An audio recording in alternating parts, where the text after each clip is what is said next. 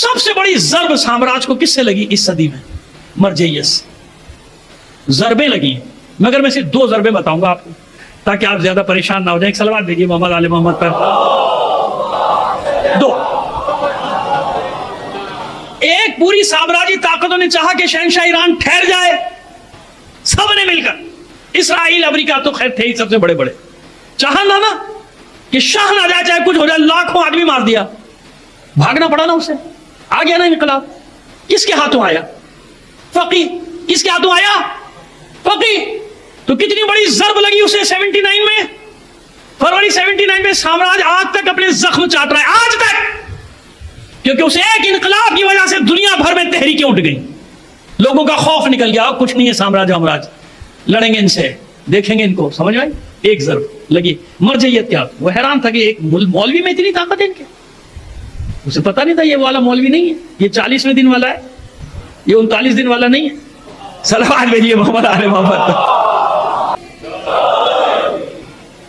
جزاک اللہ السلام. ایک بار اور صلوات بھیج دیجیے محمد آل محمد پر. ٹھیک ہے نا؟ اس نے اسٹیمیٹ غلط کیا. یہ بھی وہی ہوں گے وہ متوے والے، وہ جو ان کے حق میں فتوے دیا کرتے ہیں، آج بھی دے رہے ہیں، کل بھی دیتے تھے، ہمیشہ دے دیتے ہیں. ملوکیت کے حق میں فتوے دیتے ہیں، بادشاہتوں کے حق میں فتوے دیتے ہیں. وہ سمجھا تھا اسے پتہ ہی نہیں تھا 40ویں دن والا. بھائی وہ 39ویں دن والے تھے. یہ اس کا غلام ہے جو 40ویں دن گیا تھا اور بغیر فتح کے واپس نہیں آیا تھا، ہے نا؟ اب سمجھ میں آ گئی بات. یہ میں کہہ رہا ہوں. ایک وہ ضرب لگی. دوسری ضرب کب لگی؟ جب انہوں نے پورے عراق کو داعش کے حوالے کر دیا تھا نا. آگے تھے کربلا سے 24-25 کلومیٹر تو دور رہ گئے تھے باقوبہ تک. اور وہ فلوجہ یہ سب گھیر لیا تھا کربلا کو. روزانہ دھماکے کربلا میں 2 لے لیجیے. اب 2-3-4 دھماکے ہوتے تھے. سامرا تباہ ہو چکا تھا، روزہ تباہ کر دیا تھا. یاد ہے نا؟ بھولا نہیں کرو، کبھی نہیں بھولا کرو ان ظلم و ستم کی داستانوں کو. ہم نے بھلایا نہیں، کربلا سے لے کر آج تک ایک ایک یزید کو یاد رکھا ہوا ہے. ہم نہیں بھلاتے، بھولنا نہیں کبھی. یہ زخم ہے کلیجے کے، یہ زخم ہے. جنت البقیع کے زخم کو بھولنا مت. جب تک یہ زخم تازہ ہے تمہارا تشیع اندر سے، تمہارا شیعہ بیدار ہے. اور جہاں یہ زخم کم ہوئے شیعہ مر جائے گا. شیعہ کو مرنے مت دینا جو تمہارے اندر والا شیعہ ہے. ان زخموں کو تازہ رکھنا. کیوں؟ اب ان کا ایک ایک کا حساب باقی ہے. ایک ایک زخم کا حساب لیا جائے گا انشاءاللہ.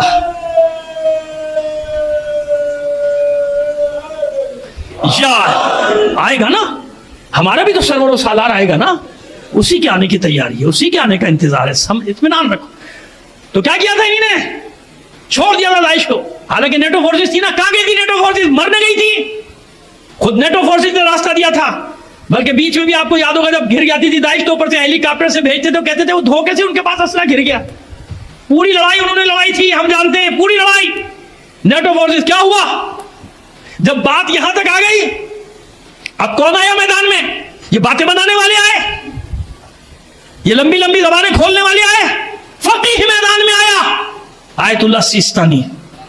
وہ میدان میں آیا بوڑھا، اس نے فتویٰ دیا نکلو گھروں سے، دفاع کرو، ختم کرو ان کو.